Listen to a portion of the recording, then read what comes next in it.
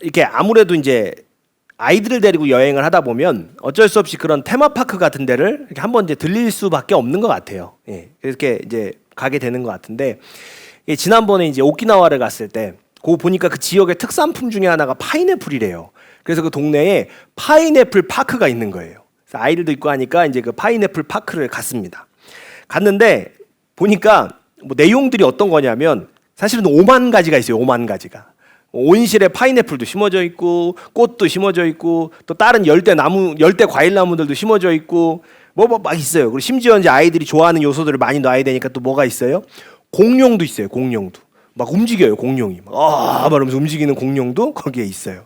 그러니까 뭐 애들 좋아할 만한 건 막 이것저것 다 갖다 놓은 거죠. 근데 참 신기한 게 뭐냐면요, 거기를 이제 한 바퀴 쭉 구경하고 나오는 사람들이 다 똑같이 노래를 흥얼거리면서 나옵니다. 그 노래가 뭐냐? 파파파 파파파 파인애플 뭐 이런 노래를 불러요. 근데 어머 웃기다 하면서 너무 웃긴 건 뭐냐면 나도 불러요. 왜냐하면요, 그 공원에 들어가면서부터 끝까지 노래가 계속 나오는 거예요. 그 전체에서 파파파 파파파 파인애플, 일본 사람이잖아요. 파인애플 하면서 계속 나오는 거예요. 그러니까 사람들이 그 공원을 갔다 나올 때 되면 전부 다 그 노래를 흥얼흥얼하면서 나오는 거죠. 그러니까 뭐 이것저것 요소가 있어도요, 결국에는 강조하고 반복하고 계속 이야기하는 게 뭐예요? 주제죠, 주제. 그게 핵심 주제죠. 성경에는 사실은 예수님의 다양한 가르침이 있습니다. 예수님의 다양한 가르침이 있어요. 뭐 사랑에 대한 가르침, 용서에 대한 가르침, 믿음과 순종에 대한 가르침, 뭐 예수님의 가르침들이 복음서에 많이 기록되어 있죠. 그 내용이 또 어떻게 보면 참 풍성해요. 여러 가지 비유의 말씀을 통해서 이야기하시기 때문에 굉장히 풍성합니다.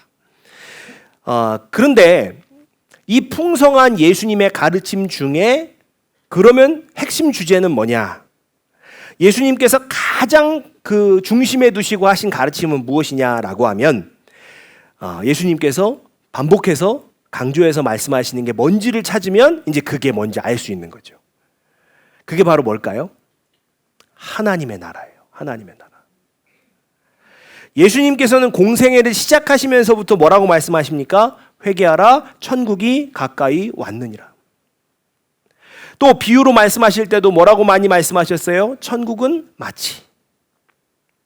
그런 표현들을 반복하시면서 하나님의 나라에 대해서 강조하시면서 가르쳐 주셨죠.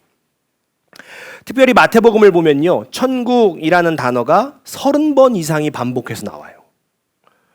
그만큼 그 예수님의 가르침의 중심 주제에 이 하나님 나라가 있었다라는 것을 이야기하는 거죠.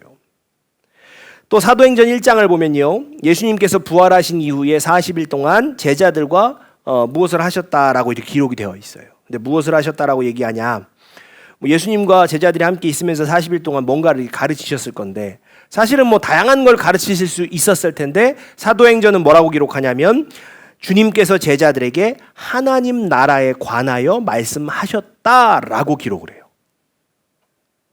그러니까 주님께서는요, 십자가 사건 이전에도 또 십자가 사건 이후에도 또 부활하신 이후에도 제자들에게 변함없이 하나님 나라에 대해서 가르쳐 오셨던 거죠.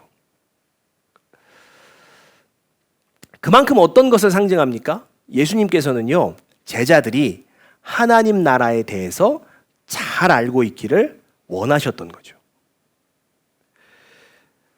그러면 우리들은 어떨까 하는 거예요. 우리들은 과연 하나님 나라에 대하여서 잘 알고 있느냐 하는 거죠. 여러분, 많은 사람들이 오해하는 것, 그 하나님 나라에 대하여서 오해하는 것, 그 대표적인 게 뭐냐면 하나님 나라를 죽은 후에 가는 곳, 그러니까 먼 미래에 어떤 우리가 가야 하는 어떤 특정한 장소라고 생각을 하는 거예요. 그러니까 어떻게 됩니까? 하나님 나라는 오늘날 우리가 살아가는 지금의 삶과는 뭐 크게 상관은 없는 거죠. 그러니까 어떤 세계예요? 죽으면 가는 나라. 뭐 우리 어렸을 때부터 그렇게 많이 생각했잖아요. 죽으면 그렇게 무지개로 생긴 구름다리를 건너가지고 가는 나라. 가면은 황금성이 있고 머리에 뭐 왕관 쓰고 뭐 이렇게 생각하는 그런 어떤 먼 미래에 가는 어떤 장소라고 생각을 하는 거죠. 그러니까 이제 죽음 후에 경험되는 세계, 지금하고는 큰 관계 없고. 아마도 오늘 본문의 바리새인들의 질문이 이런 생각을 너무나 잘 드러내는 것 같아요. 오늘 예수님께 바리새인들이 뭐라고 질문합니까? 하나님의 나라가 언제 임합니까? 이렇게 묻는 거죠. 그러니까 그들 역시 하나님의 나라는 지금의 현실이 아니라 앞으로 어느 시점에 임하게 될 그 어느 시점에 임하게 될 미래의 사건으로 생각을 하고 있는 거예요. 주님께서는요, 그 질문에 대해서 오늘 이렇게 답하고 계시죠. 우리 본문 말씀입니다. 누가복음 17장 20절로 21절 말씀 우리 한 번 더 같이 읽겠습니다. 같이 읽습니다. 시작. 바리새인들이 하나님의 나라가 어느 때에 임하나이까 묻거늘 예수께서 대답하여 이르시되 하나님의 나라는 볼 수 있게 임하는 것이 아니요 또 여기 있다 저기 하나님의 나라는 너희 안에 있느니라. 아멘. 주님 뭐라고 말씀하세요? 하나님의 나라를 단지 그 하늘 어딘가에 있는 그런 곳 아니라는 거예요. 혹은 죽은 이후에 갈 수 있는 그런 곳, 그것도 아니라는 거예요. 오히려 뭐라고 말씀하세요? 하나님의 나라는 너희 안에 있다. 오늘 그렇게 말씀하고 계시는 거예요. 여러분, 이 말씀은요, 하나님의 나라가 먼 미래에만 존재하는 개념이 아니라고 이야기하는 겁니다. 이미 지금 우리 삶 가운데 임해 있는 현실임을 오늘 주님께서는 말씀하고 계신 거죠.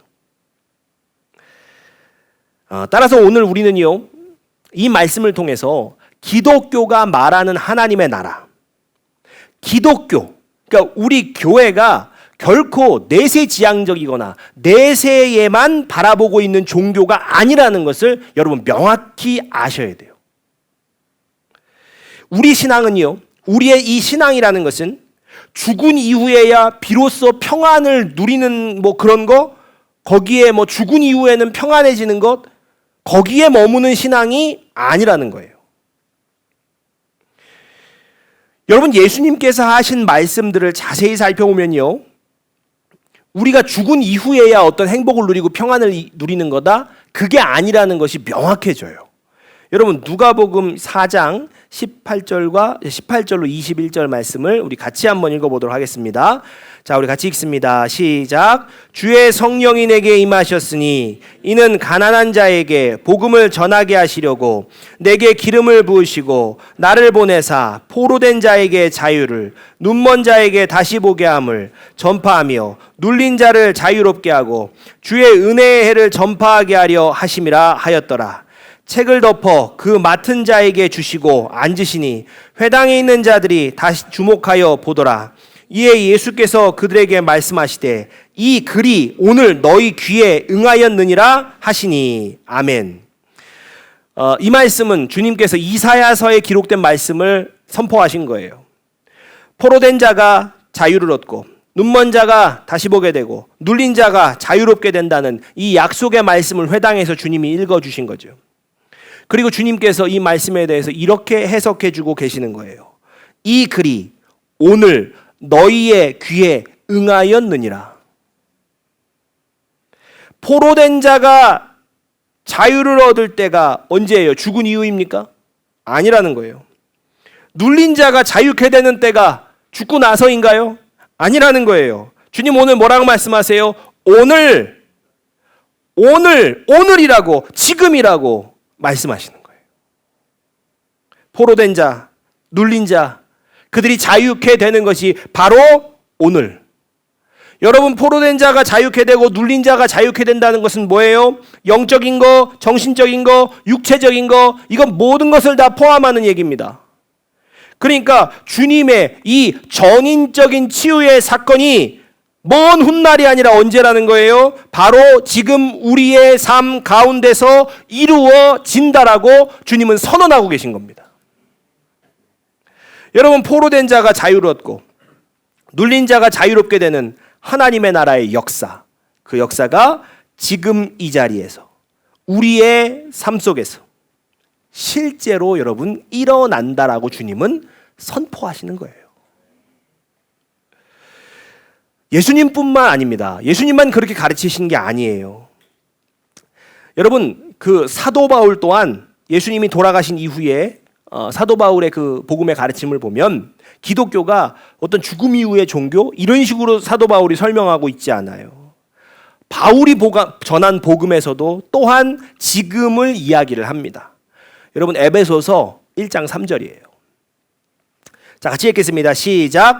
찬송하리로다 하나님 곧 우리 주 예수 그리스도의 아버지께서 그리스도 안에서 하늘에 속한 모든 신령한 복을 우리에게 주시되 아멘. 여러분 이 말씀에서 굉장히 중요한 표현이 뭐냐면 모든 신령한 복을 우리에게 주시되예요. 이게 뭐냐면 완료 형태예요. 완료 형태. 그러니까 무슨 얘기입니까? 하나님께서 그리스도 안에서 하늘에 속한 모든 신령한 복을 이미 우리에게 주셨다예요. 이미 주셨다. 여러분 이 말씀은요. 하나님께서요 이미 우리에게 모든 신령한 복을 주셨다라고 주님께서 선언하신 그 선언의 말씀이에요. 사도 바울이 가르친 이 말씀은 선언의 말씀이에요. 이미 주셨다. 여러분 사도 바울이 저 천국 가서 복 받는다 그렇게 얘기하고 있는 게 아니에요. 저 죽은 뒤에 천국 가면 복을 받습니다라고 얘기하고 있지 않아요. 오늘 지금 바로 여기에서 우리에게 이미 그 복이 주어졌다는 거예요. 세상에 흔히 어떤 얘기 많이 해요. 아 나는 복이 없다고. 특히 어떤 복이 없대요? 그렇게 남편 복이 없대요. 자식 복이 없대요. 이게 복합적으로 연결되면 뭐라 그래요? 남편 복이 없는 년은 자식 복이 있을 리가 없다고. 아 이게 또 같이 묶이는 거예요. 이게 절대로 따라 떨어지지 않더라고요. 여러분 우리는 절대로 그런 말 해서는 안 돼요. 절대로 그런 말 해서는 안 돼요. 왜요? 하나님은 분명히 이미 우리에게 필요한 모든 복을 주셨기 때문이에요. 여러분 우리의 삶에 문제가 생기는 이유는요 복이 없어서 그런 게 아닙니다. 이미 주어진 복이 좀 모자라다? 그것도 아니에요. 문제가 뭐예요? 하나님께서 주신 그 복을 우리가 제대로 누리지 못하는 거에 있는 거예요. 제대로 사용하지 못하는 게 문제인 거예요. 늘 불평과 불만으로 이미 주어진 복을 발견하지 못하고 사는 겁니다.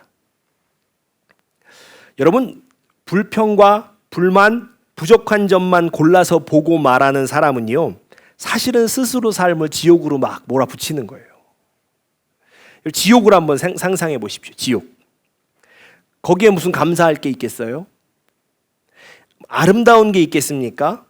그냥 모든 것이 결핍과 절망으로 가득한 상태일 거예요. 그 지옥이. 그런 점에서 보면 어떻습니까? 끊임없이 우리가 불평과 불만족 그 가운데서 살아가는 태도는 어떤 거예요?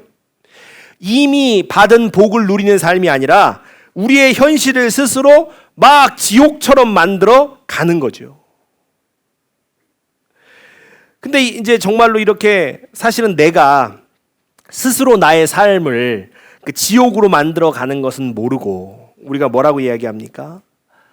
아, 지금은 내가 이렇게 힘들지만 천국 가면 이 모든 고생이 사라질 거야. 그렇게 얘기를 하는 거예요. 그러니까 되게 이게 가만히 생각해 보면 되게 웃긴 상황인 거예요. 스스로 내 삶을 막 지옥으로 만들어가지고 막 스스로 힘들어요. 그러면서 뭐라고 얘기해요? 아, 지금의 이 고난이 다 지나가고 천국에 가면 편하게 쉴 거야. 우리는 그렇게 스스로를 막 위로하면서 살아가는 거예요. 그런 기독교인들이 의외로 많습니다. 그러나 분명히 주님은 뭐라고 말씀하고 계세요? 하나님 나라는 지금 우리 안에 있다는 거예요. 여러분, 하나님께서 이미 주신 그 복을 외면하고 미래의 천국만을 기다리고 있는 신앙, 결국은 이게 내세만을 보는 내세지향적인 신앙일 수밖에 없는 거예요. 여러분, 우리가 하나님과 그리고 기독교 신앙을 바르게 이해하고 있다면요, 우리는 지금, 바로 지금의 내 삶에서도 하나님 나라를 경험하실 수 있으셔야 합니다. 자, 그러면 하나님의 나라는 어떻게 경험할까? 경험하는 방법이 있을 거예요. 어떻게 경험할까? 제가 이제 이 질문에 대해서 항상 언급하는 말씀 두 가지가 있어요. 자, 우리 두 군데 말씀을 하나씩 찾아볼 텐데 마태복음과 누가복음 말씀인데요. 자, 먼저 마태복음 24장 32절에서 33절 말씀. 자, 같이 읽겠습니다. 시작. 무화과 나무의 비유를 배우라. 그 가지가 연하여지고 잎사귀를 내면 여름이 가까운 줄을 아나니 이와 같이 너희도 이 모든 일을 보거든 인자가 가까이 곧 문 앞에 이른 줄 알라. 아멘. 자, 사실은 그 같은 말씀인데 누가복음의 말씀이에요. 이제 자 보겠습니다. 21장 29절에 31절. 자, 읽습니다. 시작. 이에 비유로 이르시되 무화과 나무와 모든 나무를 보라. 싹이 나면 너희가 보고 여름이 가까운 줄을 자연히 아나니 이와 같이 너희가 이런 일이 일어나는 것을 보거든 하나님의 나라가 가까이 온 줄을 알라. 아멘. 여러분 혹시 마태복음과 누가복음의 이 병행되는 말씀에서 차이점을 찾으셨습니까? 앞에 이의 비유로가 달라요. 이런 거 말고요. 마태복음을 보면요, 이와 같이 너희도 이 모든 일을 보거든 인자가 가까이 곧 문 앞에 이른 줄 알라라고 기록되어 있어요. 자, 여기서 인자는 누구예요? 예수님이죠. 자, 그런데 누가복음을 보면 뭐라고 기록되어 있냐면 이와 같이 너희가 이런 일이 일어나는 것을 보거든 하나님 나라가 가까이 온 줄을 알라라고 기록되어 있어요. 그러니까 이 누가복음은 예수님을 하나님 나라로 표현하고 있는 거예요. 자, 여러분 이 두 말씀을 같이 놓고 보면 우리가 어떤 그 답을 얻을 수 있냐면 복음서의 저자들은요, 예수님과 하나님 나라를 그 분리해서 이해하고 있지 않다는 거예요. 곧 예수님이 하나님 나라라는 거죠. 자, 그러면 어떻게 됩니까? 내가 예수 그리스도를 믿고 예수님을 내 안에 영접하면 하나님 나라는 어디 있는 거예요? 내 안에 있는 거예요. 그래서 주님께서 그렇게 말씀하신 거예요. 하나님 나라는 너희 안에 있다. 그러면 내 안에 있는 하나님의 나라는 어떤 모습이에요? 자, 로마서 14장 17절 우리 세 번역으로 보겠습니다. 자, 같이 읽습니다. 시작. 하나님의 나라는 먹는 일과 마시는 일이 아니라 성령 안에서 누리는 의와 평화와 기쁨입니다. 아멘. 여러분 이 세상의 사람들은 대부분 다 어떻게 잘 먹고 잘 살까 이 부분에 되게 초점이 맞춰져 있습니다. 그래서 뭘 좀 더 많이 가지면 좋을까?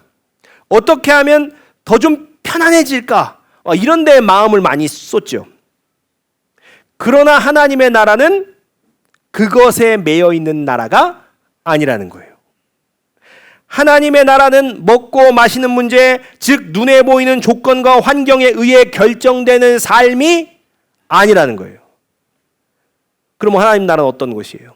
내 안에 계신 성령님께서 주시는 의와 평화와 기쁨을 누리는 삶이 하나님의 나라라는 거죠. 여러분, 결국 우리가 이 땅에서 그 하나님 나라를 뭐 어떤 특정한 장소에 가서 누린다? 그런 게 아니라는 거예요. 성령께서 내 안에 계셔서 나를 다스리실 때 나타나는 삶의 상태가 하나님의 나라예요. 그러니까 뭘 더 많이 먹고 더 잘 마시냐, 뭘 많이 소유했느냐, 그거보다 누가 나를 다스리고 계시느냐가 더 중요한 것, 그게 하나님의 나라라는 거예요. 성령께서 나를 다스리셔서 세상의 방법이 아니라 말씀을 따라 살아가게 하시고,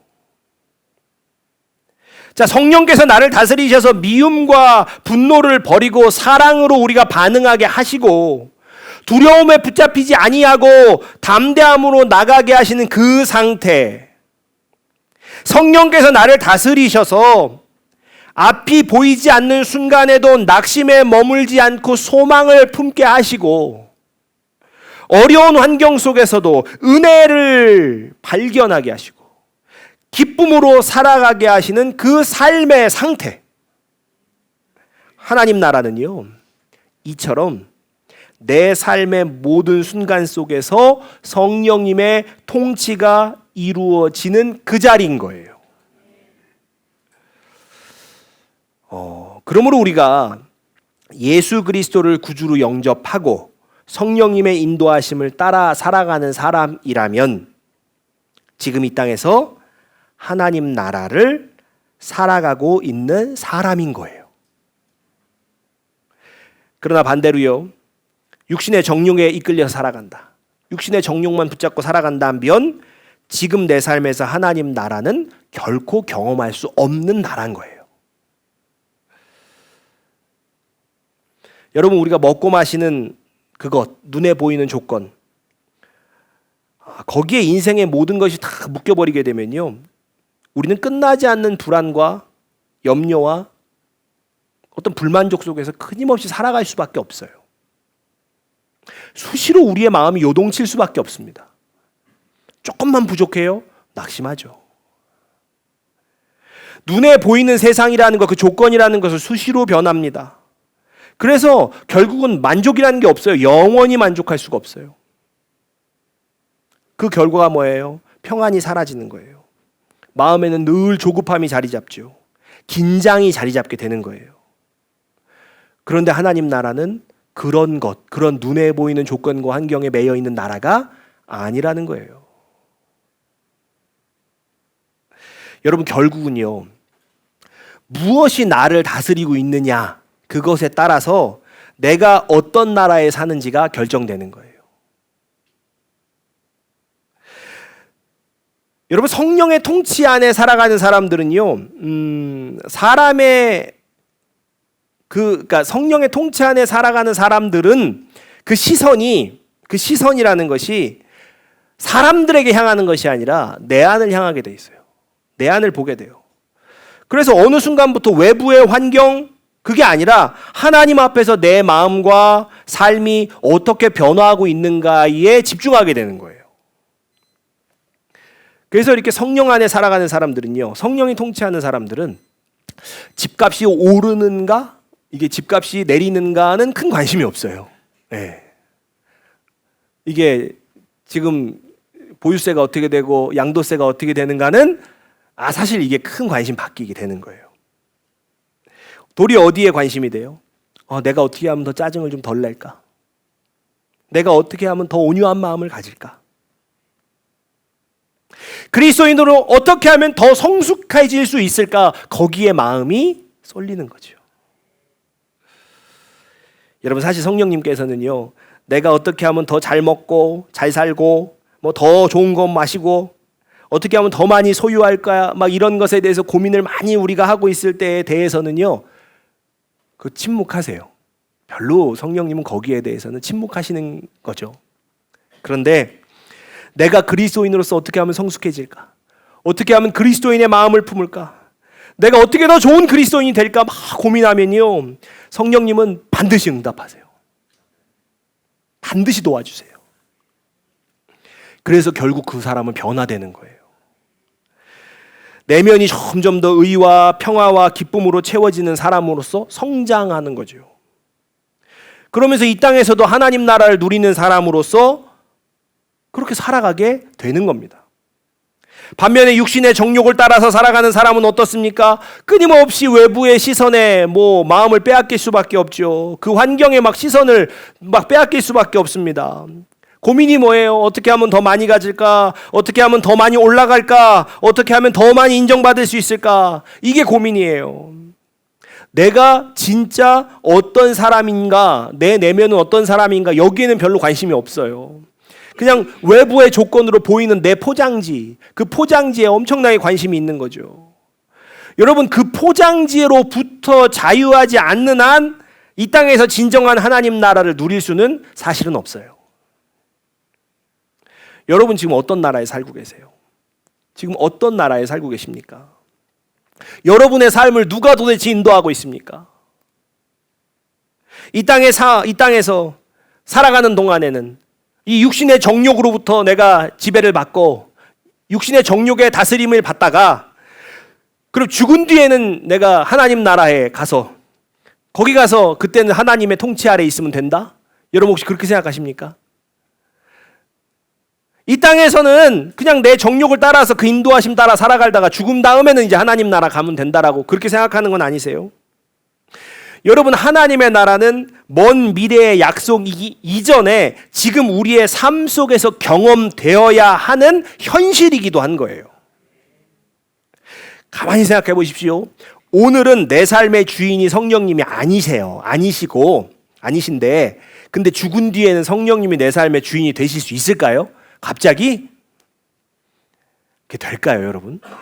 오늘은 하나님이 성령이 내 삶을 인도하고 있지 않아요. 근데 갑자기 죽으면 그 다음부터는 하나님이 내 삶을 인도하시는 그 상황, 그런 마음, 그런 인생이 될 수 있을까? 여러분, 하나님을 결코 만만하게 보지 마세요. 여러분, 우리의 얄팍한 얄팍한 생각이요, 여러분, 그걸로 하나님의 눈을 속일 수 있다고 생각하십니까? 제가 이렇게 TV를 보다 보니까 참 그 유명한 감독인데 재밌자고 하는 얘기예요. 제가 뭐 비판하는 게 아니라 그 사람 재밌자고 한 얘기인데 뭐라 그러냐면, 자기는 교회 안 다니고 예수님 안 믿지만 성경 중에 요한계시록은 읽었대요. 왜 읽었냐면 언제 망하는 줄 알아야 그때 교회를 갈 거 아니냐는 거예요. 여러분, 우리가 그런 얄팍한, 근데 사실 그게 안 믿는 그 사람이 웃긴 게 아니라 우리도 사실 그런 마음일 때가 있다니까요. 여러분, 우리 그 얄팍한 수로 우리가 하나님 속일 수 있을까요? 우리가 이 땅에서 하나님의 나라를 누리지 못한다? 여러분, 그거 달리 얘기하면 뭐냐면, 우리는 이 땅에서부터 하나님 나라를 경험하지 못하는 사람으로 살고 있다는 거예요. 그러니까 이 땅에서부터 하나님 나라에 합당한 사람이 아닌 삶으로 살아가고 있다는 증거라는 거예요, 그게.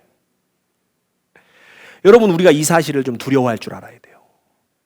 오늘 우리가 여기서 하나님 나라를 경험하지 못하면 이미 여기서부터 하나님 나라에 합당한 사람이 아니라는 증거일 수 있으니까 두려워할 줄 알아야 돼요. 그러므로 여러분, 우리가 이 땅에서부터 하나님 나라를 살아가실 수 있기를 주의 이름으로 축복합니다. 그래야 우리가 나중에 죽어서도 하나님 나라 가죠. 주님께서 말씀하신 그 하나님 나라, 하나님의 나라는 너희 안에 있다라고 하신 그 하나님 나라를 지금부터 살아가실 수 있기 바랍니다. 여러분, 그러기 위해서 어떻게 하셔야 돼요? 성령님을 구하셔야 돼요. 성령님의 인도하심을 받으시기를 바랍니다.